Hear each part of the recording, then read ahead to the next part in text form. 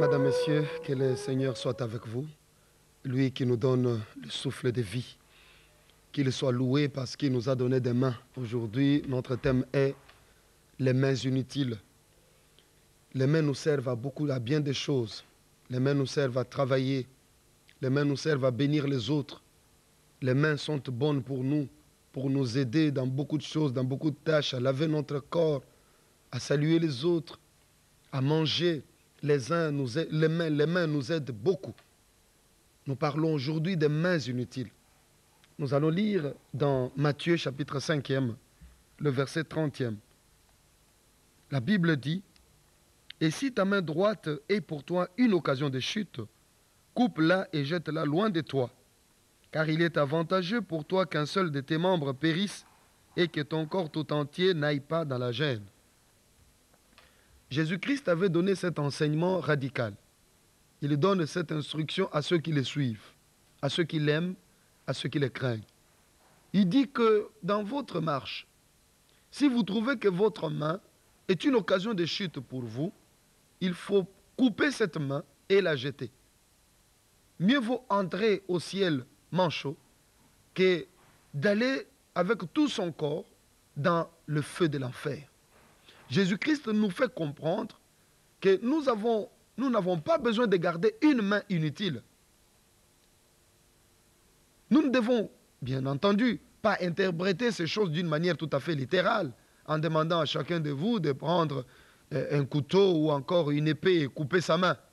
Personne, au fait, n'aurait une main dans ce monde si on devait appliquer cette référence, parce que chacun de nous a péché d'une manière ou d'une autre.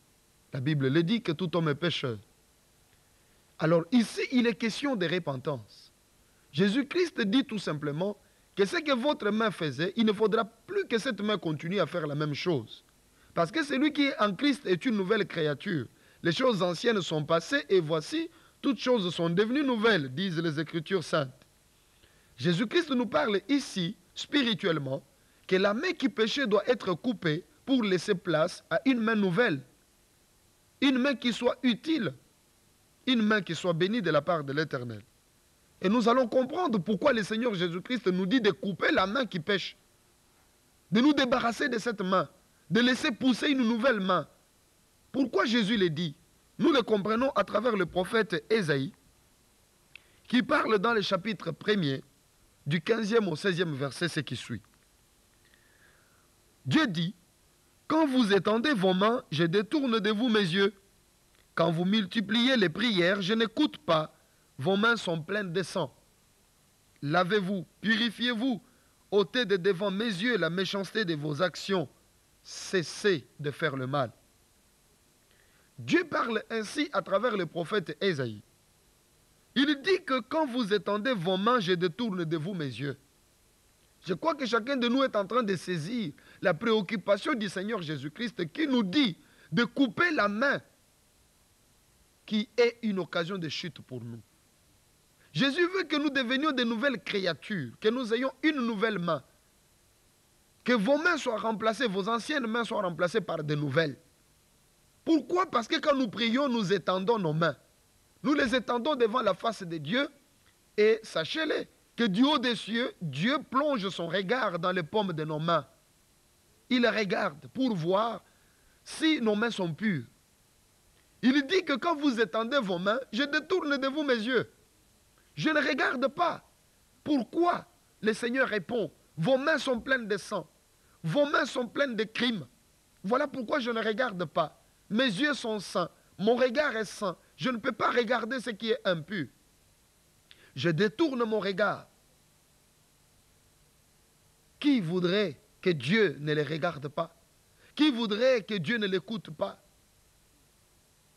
Alors si vous voulez que Dieu vous écoute, si vous voulez que Dieu vous regarde quand vous priez, si vous voulez que Dieu soit attentif à votre sort, il est important que vous puissiez apprendre cette leçon que nous avons vue, que nous sommes en train de voir dans Matthieu chapitre 5e, le verset 30e. Si votre main est une occasion de chute pour vous, coupez-la. Mieux vaut pour vous entrer au ciel manchot que d'aller en enfer avec tous vos deux mains. Le Seigneur est en train de nous dire ces choses. Et nous devons apprendre à lui obéir, c'est-à-dire à confesser nos péchés et à les abandonner. Le Seigneur parle encore à travers ce que l'apôtre Paul dit dans Actes chapitre 20e, du 32e au 35e verset. Paul dit: « Et maintenant je vous recommande à Dieu et à la parole de sa grâce, à celui qui peut édifier et donner l'héritage avec tous les sanctifiés. Je n'ai désiré ni l'argent, ni l'or, ni les vêtements de personne. Vous savez vous-même que ces mains ont pourvu à mes besoins et à ceux des personnes qui étaient avec moi. Je vous ai montré de toute manière que c'est en travaillant ainsi qu'il faut soutenir les faibles. Et c'est rappeler les paroles du Seigneur qui a dit lui-même: il y a plus de bonheur à donner qu'à recevoir. » L'apôtre Paul est en train de parler de ses mains. Et il nous explique ce que lui faisait de ses mains. Les mains de Paul n'étaient pas des mains inutiles, c'était des mains qui travaillaient. Et il dit qu'il pourvoyait à ses besoins aux besoins de ceux qui étaient avec lui parce qu'il travaillait. Il dit: vous savez vous-même que ces mains ont pourvu à mes besoins et à ceux des personnes qui étaient avec moi. Voilà un bel exemple à suivre. Un homme qui savait bien utiliser ses mains. Il n'utilisait pas ses mains pour dérober. Parce que ici, quand le Seigneur dit que si votre main est une occasion de chute pour vous, il faudra couper votre main, il est en train de sous-entendre que ce sont là des mains qui pêchent. C'est avec la main que vous volez. C'est avec la main que vous tuez. C'est avec la main que vous faites des avortements. C'est avec la main que vous faites souffrir, vous agressez les autres. Alors Paul, lui, n'utilisait pas ses mains pour ce genre d'ouvrage. Il était un homme qui craignait Dieu. Il dit que mes mains, je ne les ai pas utilisées pour dérober, pour voler, mais c'était pour travailler. Pas seulement pour satisfaire à mes propres besoins, mais pour pourvoir aussi aux besoins des autres. Il y a plus de joie à donner qu'à recevoir. Et une personne qui travaille dans ces buts-là, il peut bien entendu rencontrer des difficultés, mais il ne sombrera jamais. Dieu ne peut pas l'abandonner. Comme ses mains travaillent pour pourvoir à ses propres besoins et aux besoins des autres, il n'est pas égoïste, il ne pense pas qu'à lui-même. Cette personne doit nécessairement être bénie et le Seigneur se souviendra de lui dans des moments difficiles. Ça, c'est quelque chose qu'aucun esprit, qu'aucune puissance ne peut démentir. Parce que c'est la volonté du Seigneur. Alors, quand nous prenons maintenant Matthieu, chapitre 12e, Matthieu, chapitre 12e, du 9e au 13e verset, la Bible dit: étant parti de là, Jésus entra dans la synagogue. Et voici, il s'y trouvait un homme qui avait la main sèche. Ils demandèrent à Jésus: est-il permis de faire une guérison le jour du sabbat? C'était afin de pouvoir l'accuser. Il leur répondit: lequel d'entre vous, s'il n'a qu'une brebis et qu'elle tombe dans une fosse le jour du sabbat, ne la saisira pour l'en retirer? Combien un homme ne vaut-il pas plus qu'une brebis? Il est donc permis de faire du bien le jour du sabbat. Alors il dit à l'homme: étends ta main. Et il l'étendit et elle devint saine comme l'autre. Ce miracle est en train de nous faire voir que si vous aviez une main sèche, aujourd'hui le Seigneur peut la transformer en une main utile. Si votre main était inutile, elle peut devenir aujourd'hui une main utile. Vous pouvez devenir aujourd'hui une nouvelle créature en recevant Jésus-Christ dans votre vie comme votre sauveur personnel. Cet homme avait une main sèche, mais n'est pas resté seul. Cet homme est allé dans la présence du Seigneur Jésus-Christ. Le Seigneur a vu sa main sèche, une main qui était inutile, et il a ordonné que cette main devienne inutile et devienne utile. Aujourd'hui, le Seigneur vous aime, il vous visite, il veut vous délivrer du vol, de l'escroquerie, des avortements. Il veut vous délivrer de toutes les pratiques mauvaises, des crimes. Vous versez le sang avec vos mains. Le Seigneur veut vous délivrer de toutes ces choses. Présentez-vous à sa présence. Acceptez-le dans votre vie comme votre sauveur personnel. Il est mort sur la croix pour le pardon de vos péchés. Il a été blessé pour que vous ayez la vie.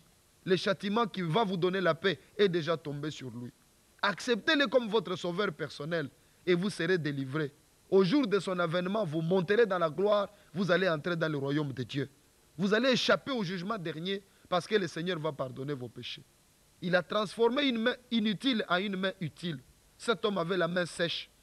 Il s'est présenté devant le Seigneur. Le Seigneur lui a dit, étends ta main. Il a étendu sa main et cette main était devenue utile.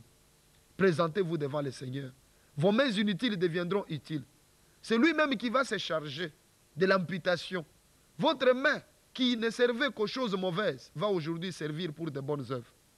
La Bible nous dit que le Seigneur a dit à cet homme, étends ta main. Il a étendu sa main et sa main est devenue saine comme l'autre. Pourquoi vous gardez votre main sèche? Pourquoi gardez-vous des mains inutiles? Des mains qui ne font que voler, détruire. Des mains qui ne font qu'agresser les autres.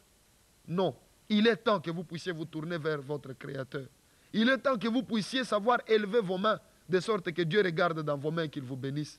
Parce qu'il dit, quand vous étendez vos mains, je ne regarde pas. Je détourne mes yeux.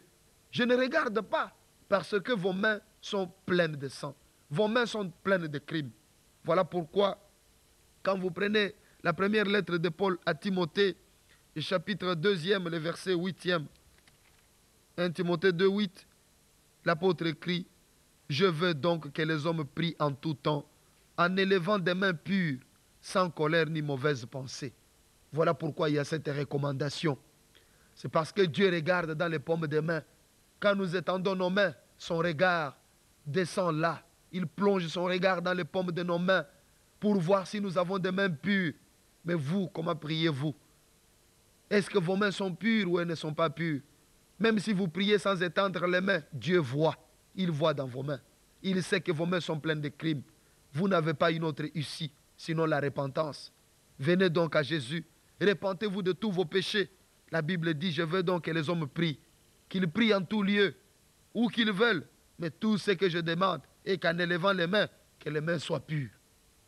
Alors aujourd'hui, le Seigneur ne veut pas que vous puissiez continuer ainsi, à avoir des mains sèches, à avoir des mains inutiles. Parce que quand vous les étendez, le Seigneur ne regarde pas. Quand vous étendez vos mains, il détourne de vous son regard, parce que vos mains sont pleines de sang. Acceptez maintenant Jésus dans votre vie comme votre sauveur personnel. Vous serez transformé, vous serez changé en une nouvelle créature. Le Seigneur va vous aider. Une nouvelle main, de nouvelles mains vont pousser, des mains qui accomplissent de bonnes œuvres, des mains qui travaillent pour pourvoir à vos besoins et pour pourvoir aux besoins des autres. Parce que Dieu est amour. Et tout ce qu'il veut est que nous puissions lui ressembler, que nous soyons comme lui, que nous soyons des enfants de Dieu, miséricordieux, comme notre Père est miséricordieux. Voilà pourquoi je vous invite maintenant à répéter cette prière après moi pour recevoir Jésus-Christ dans votre vie comme votre sauveur personnel. Ainsi, votre vie sera transformée, changée, c'est sûr. Vous ne serez plus jamais la même personne. Père d'amour, par le nom de Jésus-Christ, ton Fils bien-aimé, je m'approche auprès de toi pour te dire que je suis un pécheur. Je te demande grâce. Pardonne mes péchés. Purifie mon âme. Fais de moi ton enfant. Je veux commencer une vie nouvelle avec toi, Seigneur. Ouvre-moi de ton Esprit Saint. Bénis mon âme. Bénis ma vie. Je t'aime. Je t'adore. Et je te remercie de me transformer aujourd'hui et de me donner des mains nouvelles. Au nom de Jésus. Amen. Vous avez reçu Jésus-Christ dans votre vie comme votre sauveur personnel. Je vous presse d'aller voir le pasteur de l'église la plus proche de votre lieu de résidence. Il va prier pour vous, il va vous baptiser, il va vous donner des enseignements dont vous avez besoin pour votre croissance